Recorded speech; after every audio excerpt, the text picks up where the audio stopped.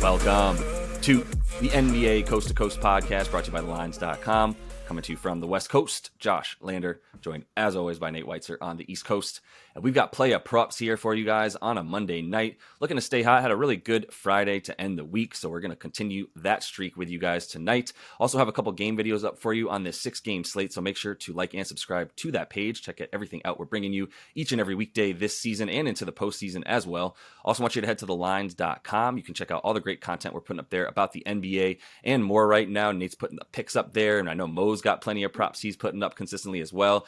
So make sure you check all that out on thelines.com, and you can use that odds finder tool we have up there. Go ahead and make sure you're getting the best odds available to you from all the books giving you guys bets this season. Nate, let's go ahead and jump into our first play a prop here. We got Mr. Domantas Sabonis.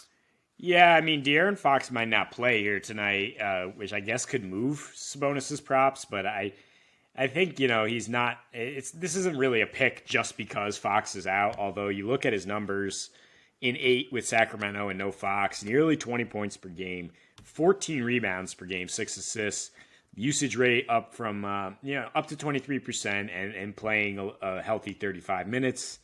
I mean, he is the league's leading rebounder, so that is where we start. 12.5 rebounds or to get 13 is minus 103 is the best odds I found there at Caesars. Or I want to combine that with the points, 33.5 points rebounds, where you're going to like the points more without Fox for sure. You're probably also going to like the assists more. They're going to be playing more through him. I think the rebounds hit regardless here against NOLA, which is just not a great offense. The last time these teams faced, NOLA had that kind of unexpected eruption of 136-104 win.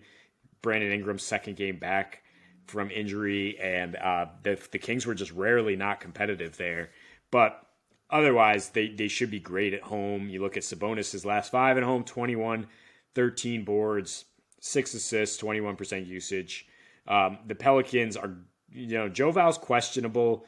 Larry Nance is out. That's a key defender. I think a really good matchup for Sabonis there. Jose Alvarado's out, which, is not his position, but is going to affect the defensive nature in general here. Pels are giving up the 5th most points to centers their last 15 games, 5th most rebounds their last 7. And if Joe Val's out, I think the boards will be easier to come by for sure, although Willy Hernangomez is tough. He's not that same kind of huge presence. And I think Sabonis rebounds first, and then let's see if we want to attack those other props if De'Aaron Fox winds up sitting. Yeah, I mean, I love the fact that Larry Nance is out for this. Best matchup for Domantas. The only guy strong enough is probably Joe Val, but Nance comes close, and he's got the versatility as well. So I do like the ability for Sabonis to get some more stats in there without Fox as well, most likely. I'm going to go next with the guy who got traded for Domas there, Mr. Tyrese Haliburton on the Pacers. 19.5 points. That's minus 105 on DraftKings, like that. You get really good odds for him to get that the 10 assists there as well. 9.5 assists is plus 115 on DraftKings, so obviously needs a double essentially there. But that, which by the way is plus 140 on DraftKings, is the double for Domas, for Haliburton. Which if he gets the 10 assists, you've got to assume he's got the double. So if you're going to put money on the assists, you might as well press it a little bit and get that 140 on the double there. But he's playing at home in 7 at home since his return from a little baby injury. 19.5, basically 20 game, 10 assists, 24% usage. And he's got splits of about 49% from the field, really good for a guard especially, and then 36.5% from deep, making just over 2 threes a game. For him to get 3 threes tonight would be a little bit better than even money as well on DraftKings if that interests you. So look, it's about Haliburton. As he goes, so go the Pacers. In the 125 offensive rating that he's had in his last 7 at home, that's the team's offensive rating as well. And versus the Sixers, playing pretty well. He's got 5 games versus them now, but 4 with Indy. And in that time frame on all 5, 22.5 a game versus this team with 5 boards and about 8.5 assists, getting 37 minutes a game, which is what you can expect him to get tonight, anywhere from 35 to 37. But really good splits in terms of his shooting numbers versus 76ers as well. 59% 40% from the field, 48 from deep, and then 92 from the line as well. 130 individual offensive rating there. So I think, on the back-to-back, that's fine. He's healthy. We know that he's playing tonight. We're almost positive he's playing tonight. You can never be 100% sure until the ball tips off in the NBA. So definitely want to stay on that. But, assuming that he plays as everything looks like he's ready to do so, it's a pretty good opportunity in a game that we like points versus the 76ers, which we will talk about in that game video as well. Yeah, and I was looking at his game log for back-to-back issues. He did have a really bad performance right when he came back from the injury. And I was wondering if the Pacers, when they sat him against the Spurs, if they were thinking like, oh, he can't go back-to-backs. But in general, 8 appearances on 0 days rest this season, that has actually been his most efficient appearances. Best offensive rating at 139, 23 points, 10 assists, and best from beyond the line, where he hit that buzzer beater yesterday, hitting 4 threes at 51%. And that Sixers defense, as we mentioned in the game video, struggling to stop the three-point line, struggling to stop quick guards as well.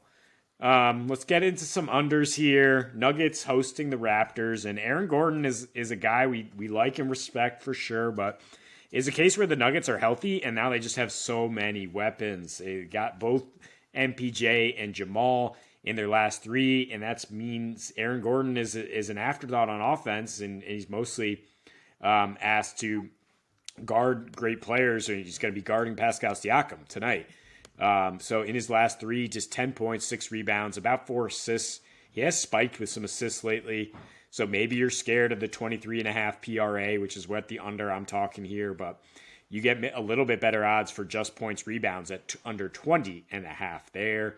I mean, at home, he does average more than that, but his averages are down at home versus on the road. Some of that's because the Nuggets blow people out, right? But some of it's also because Murray's more likely to play those games, MPJ, and they just don't need him as much. But only 15 points per game at home versus 19 on the road, 1 fewer rebound, offensive rating 10 points worse, usage rate 1.5% down to 20.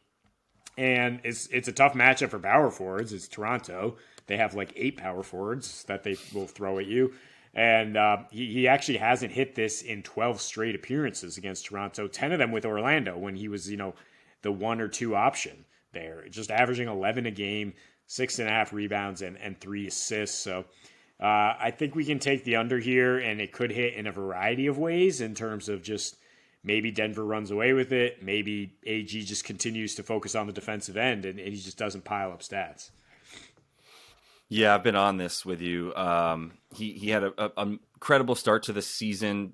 Only really started to tail off in terms of his stats a little bit since he got hurt. Maybe like 3 weeks ago or so now that he's just been nagging that injury for the whole 3 weeks. Really, he's been either questionable or day to day every day since then. I know because he's on my fantasy team, so I would continue to monitor that because I that's played a huge role in this, but you combine that with MPJ and Jamal healthy at the same time, basically everything you just said there. Yeah, it's not that he's even an afterthought. It's just like, it's fine. We don't need you to be quite the same thing on offense, which is why they traded for him in the first place when they got him, was to come in, get rebounds, play defense, and that's what he's doing right now. So I think you can continue to expect that to be the priority for him, especially as Jamal's just coming up right now, averaging more than 22 a game or so in the last couple of weeks. So finish things off, as you mentioned, got a couple unders to end things here with. I like this Trae Young under. It's scary, but I like scary bets, and I like these moments to find the right spot to fade the stars. Minus 108 on FanDuel for you to take under his PRA, and I'm going all of that, points, rebounds, and assists for him, because I definitely want to get the rebounds in there, but the points and assists, they haven't really come in droves at the same time so far, and especially in the last 6 games or so, so I feel good about that. Playing Miami again, just had 8 points versus Miami, so actually that scares me a little bit more than it doesn't, because you wonder if he's going to be able to go off after getting limited to under 10 points for the first time in a very long time. In his last 6 versus Miami, though, that's what happens, dude. In Miami, especially if you look at the last 6 regular season games he's played at Miami. By the way, the playoff numbers would have helped my case here because he got shut down in the playoffs as well, but I'm just focused on the regular season numbers for him after Miami whooped Atlanta last year's playoffs first round. 17 a game, 8 assists, under 4 boards for Trae in his last 6 regular season games at Miami. It failed to cover the 37 points, rebounds, and assists in 5 of those 6 games. And Miami, why are they good at this? They're good everywhere on the floor, really, but they allow the 4th fewest points per game to point guards, and top 10 in limiting assists and rebounds to them as well. I would say that for Trae, this is just that matchup. He's failed to cover this prop in general in 4 of the 6 games since the All-Star break. You're getting a bit higher usage these days from DeJounte Murray and a few other guys now that Clint is back, and playing a lot better. John Collins also back from injury over the last week or so. So I think, the only time Trae's covered this in the last 6 games in general was against Charlotte and in OKC team that was missing SGA and a bunch of other guys. So I just don't feel like it's a good spot for him to get the 37 tonight once again against Miami. Yeah, this is an under you've taken a lot, and for good reason. Like you said, in the playoffs, they basically took him out of the series. Kyle Lowry's going to be out, but they have plenty of guards to throw at Trae Young. It's not like he did that necessarily. It's a scheme and a coaching opportunity to do that. It's similar to when you took Embiid under first time against the Heat, and then we worried, okay, he's probably going to go over in the second matchup. He still went slightly under, though, at 27 points. I do think Trae bounces back from 8 points and gets 20 tonight, but I don't think he gets to this prop. So I think it's fine to attack it again.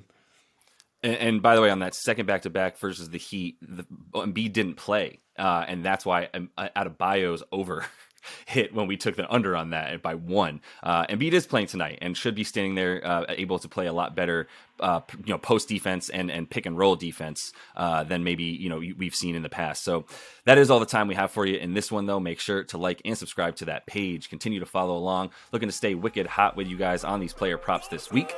So until we see you next, happy betting.